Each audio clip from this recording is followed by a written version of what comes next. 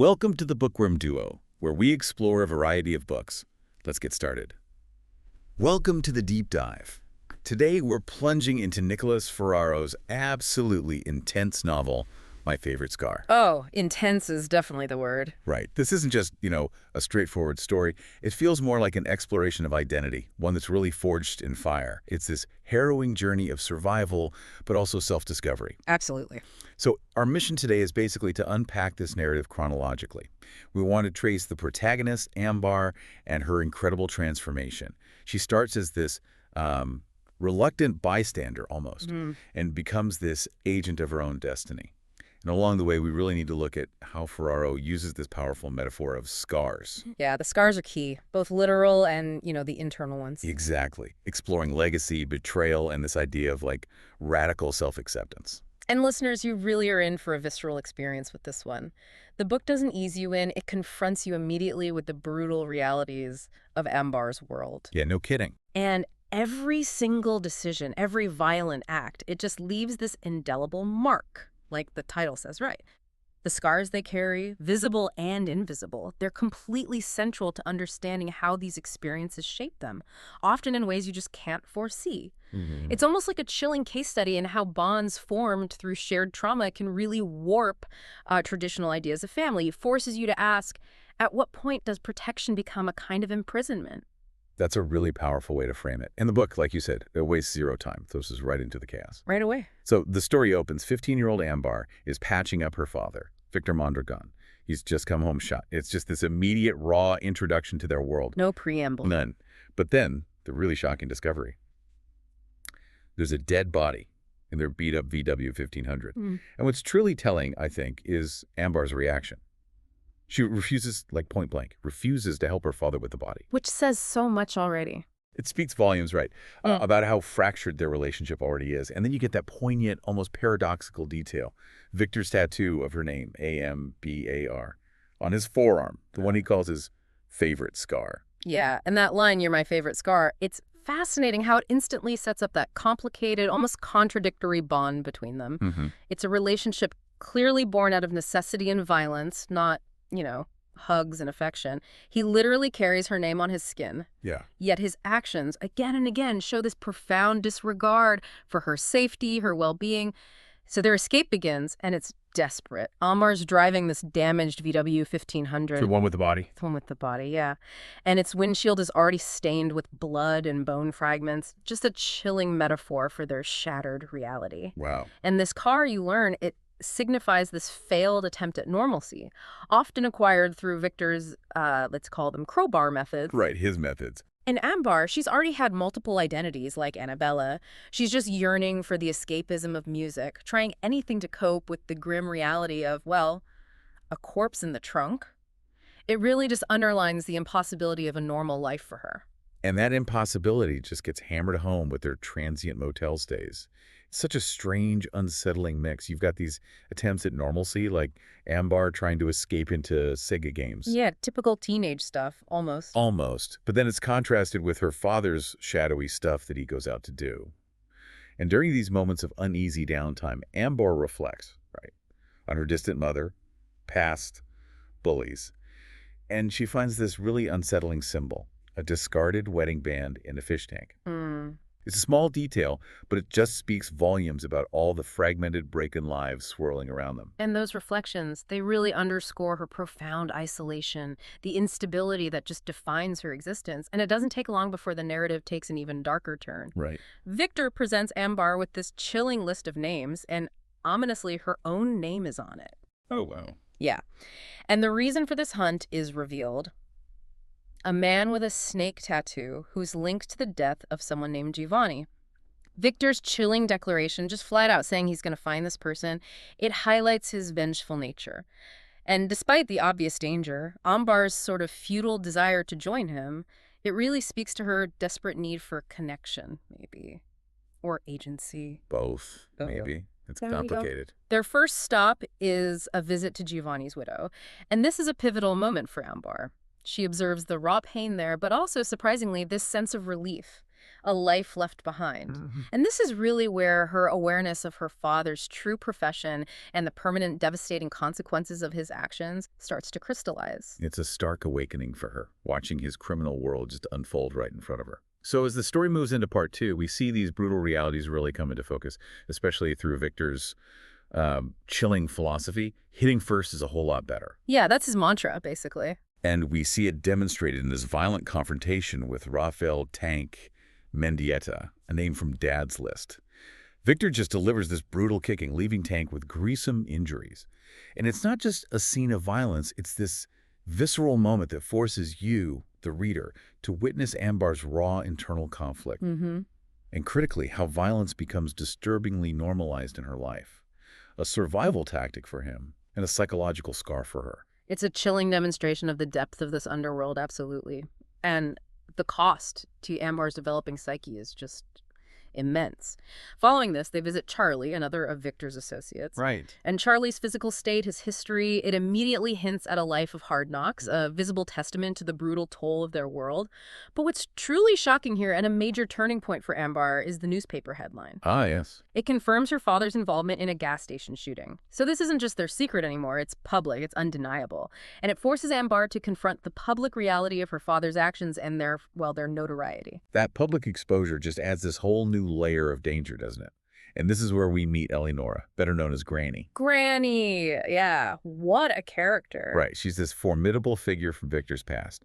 Sharp wit, deep, almost cynical understanding of his true nature. She bluntly assesses that he cares more about stolen money than Giovanni's death. She cuts right through him. Totally.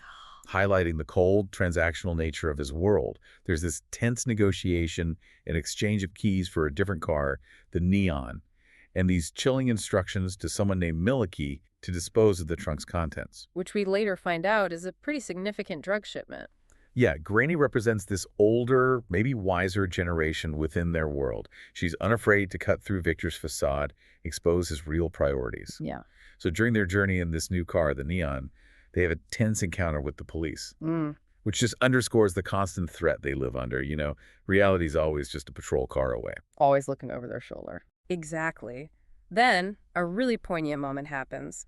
Ámbar finds a letter from her long-absent mother. Oh, wow. What does Dad do?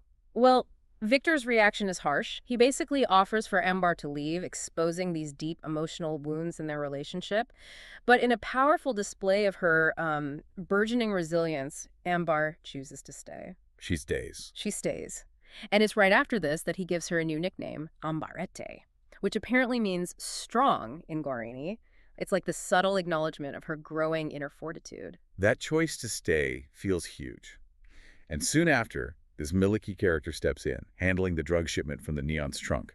Ámbar's becoming increasingly immersed in her father's dangerous world now. I'm turning back. Right. She's gaining this growing understanding of the scale and, frankly, the casual nature of his illicit activities. It's no longer just about one dead body. It's this extensive, deeply entrenched criminal enterprise, and she's now, like it or not, an active participant. Yeah, she's in it. So moving into part 3, the relentless pursuit of this guy and boy continues. It leads Victor and Ámbar through his extensive perilous network.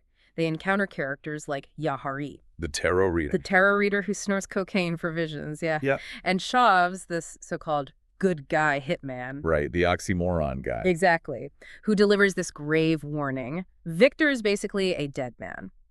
These encounters, they vividly paint a picture of the unpredictable, violent world Victor navigates, a world where loyalties are fleeting and danger is absolutely constant.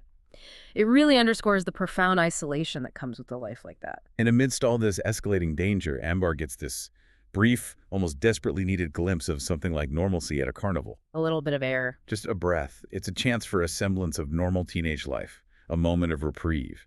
She makes her first meaningful connection with a boy, Marcos. They share arcade games. There's this burgeoning attraction. It's fragile, almost heartbreakingly innocent in a world that has none. And what's truly impactful there is how quickly that fragile normalcy is just shattered. Instantly. Immediately after this hopeful encounter, Ámbar sees her father with La Gringa, a woman whose identity, well, let's just say it becomes a crucial piece of the puzzle later on. Okay, noted. This unsettling moment is just pregnant with foreshadowing.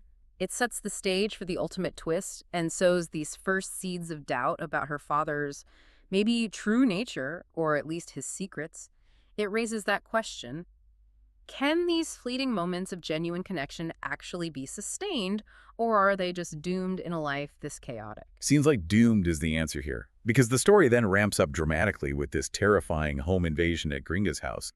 Rupave, Boy's brother, shows up looking for Dad. Yeah, the danger finds them again. But this is where Ámbar really steps into her own agency, I think. She shows immense resourcefulness, courage. She actually wounds Rupave with a piece of glass. She fights back. She does. And then Gringa fiercely intervenes, showing this unexpected, almost brutal loyalty, ultimately tying Rupave up with, get this, pink, fuzzy handcuffs. That detail, the absurdity of those handcuffs in such a brutal situation, it really highlights the book's unique, jarring tone, that blend of the mundane and the utterly violent. Totally. It's jarring. And the pivotal moment comes right after. Ámbar answers Rupave's ringing phone. She hears someone named Loza revealing Victor's location and the fact that he's in immediate danger. So she knows Dad's about to be ambushed. Exactly, and her desperate dash to Marcos, the boy from the carnival, for help. It doesn't just seal his involvement in her increasingly dangerous life, it signifies this definitive shift. She's no longer just a passenger. She's actively choosing to intervene, to save, to risk everything. It's a crucial step in her journey of claiming her own agency. And this brings us right to the book's explosive climax in Part 4. Marcos drives Ámbar to rescue Victor. What follows is just a brutal shootout, and Ámbar is directly involved now. She even shoots someone named Solano. Right in the middle of it. Meanwhile, Victor is just cold, terrifyingly efficient in his killings. This isn't just another violent scene. It feels like the irreversible moment where Ámbar's world fully merges with her father's. Any remaining illusion of a separate identity is just shattered. She's crossed a line, and there's absolutely no going back. It's truly a definitive turning point, yeah. Not just for the plot, but for Ámbar's entire being, her soul, maybe? And the most shocking, the most symbolic moment follows immediately. Ámbar shoots her own father, deliberately targeting his tattooed arm right where her name, Ambar, used to be. Wow. Right on the tattoo. Right on it. The buckshot tears through the tattoo, leaving it, well, a new scar. This powerful, definitive act signifies her ultimate rebellion, her severance from his control. It's a literal and symbolic obliteration of his claim over her identity, a profound declaration of independence. Absolutely. It feels like this act of radical self-liberation. And in the immediate aftermath, Ámbar doesn't hesitate. She takes the money, the keys, drives away in the neon. Takes control. Completely. Her journey to Mendez's garage, to have the car painted a defiant red. It just symbolizes her new path, right? Her new beginning, literally painting over the past. She reflects on all her past identities. Mariana, Annalyn, Victoria, and the true meaning of her name, Ámbar, which she feels she never really knew or embodied until this moment. She's shedding all those imposed versions of herself. And then comes what I would argue is the deepest scar of all, the final twist. Okay. Marcos, the carnival boy, casually reveals that Gringa's real name is Ámbar. Wait, what? Gringa's also named Ámbar. Exactly. And this just brings this profound shock and pain for our Ámbar. It recontextualizes her entire life, the very meaning of her own name as a favorite scar, not just her father's anymore, but now her own. Oh my God. Her name, once a symbol of his ownership, then this battleground for her independence, now carries this new painful weight of her identity being tangled perhaps irrevocably with this other woman's. It's the ultimate twist, forcing a reevaluation of absolutely everything. That is a gut punch, forcing her to confront this profound truth about her origins, the real meaning of her identity. So what does she do? Well, in a final, powerful, symbolic act of cleansing and defiant self-definition, Ámbar burns her old clothes, her childhood possessions. Wow. She is no longer defined by her father's choices, by the transient identities forced upon her, or even by this final, heartbreaking revelation. She is Ámbar, on her own terms, charting her own course through the scars that have undeniably shaped her. She rises like a phoenix from the ashes of her past, forging a path entirely her own. Ámbar's journey is just. It's an incredible testament to survival, resilience, and this radical self-discovery. She navigated these immense challenges, faced brutal truths about her family, and ultimately, through a series of profoundly difficult choices, she forged her own identity. It really forces you, the listener, to reflect on how our own experiences, no matter how painful or scarring, can fundamentally shape us into who we are meant to be. Exactly. Which brings us back to that central question, maybe. What does it truly mean to carry a favorite scar? Is it just a reminder of pain? Is it a badge of resilience? Or is it something deeper? A symbol of radical self-acceptance that allows us to integrate our past into who we become? How do the stories we tell about ourselves and, the names we answer to, how do they ultimately define us? Especially when those definitions are forged in fire and blood, like Ámbar's. It's definitely something to ponder long after you finish the book. Yeah. A lot to think about. Thanks for joining us. Subscribe for more bookish adventures and hit that like button if you enjoyed the ride. Don't forget to share the knowledge, spread the word.